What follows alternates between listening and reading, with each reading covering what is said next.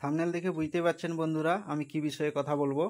তো আমাদের যে সমস্ত ডাঙায় মোটর আছে সেগুলি অনেক সময় দেখা যায় যে মোটর ঘুরলেও কিন্তু জল উঠতে থাকে না। তো এই ক্ষেত্রে ওয়াটার সিল থাকে, সেই ওয়াটার সিল কেটে যায়। তো আমার হাতে যে ওয়াটার সিলটি আছে দেখতেই পাচ্ছেন 19 নাম্বার, এটি 1 HP মোটরের মধ্যে থাকে। তো এটিকে রিপ্লেস করলে আপনারা সমাধান পেয়ে যাবেন। তো দেখুন আমি কিভাবে এটিকে মেরামত করছি আর কি। তো আগে আমি খুলে রেখেছিলাম পাম্পটি, তো সিলটি লাগিয়ে নিলাম। এরপর যে পাখা আছে সে পাখাটি সেট করে নিচ্ছি ঘুরিয়ে ঘুরিয়ে। এটি প্যাচ সিস্টেম পাখা, অনেক সময় লক সিস্টেমও থাকে। তো যাই হোক, সেটা লক সিস্টেম হলে লক লাগাতে হয়, আর প্যাচ সিস্টেম হলে ঘুরিয়ে ঘুরিয়ে লাগিয়ে নিলেই হবে। তো এটি খুব সামান্য কাজ, এটির জন্য আপনারা চাইলে বাড়িতেও করতে পারবেন। দেখুন আমি কিভাবে করছি। তো দেখুন আমার অলরেডি পাম্প সেট লাগানো চলছে।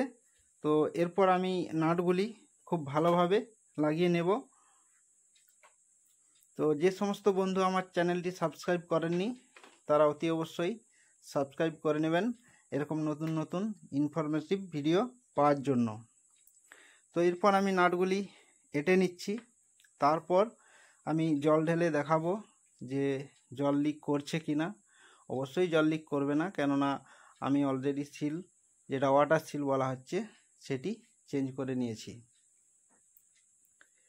তো দেখুন আমার নাট কমপ্লিট হয়েছে আটা।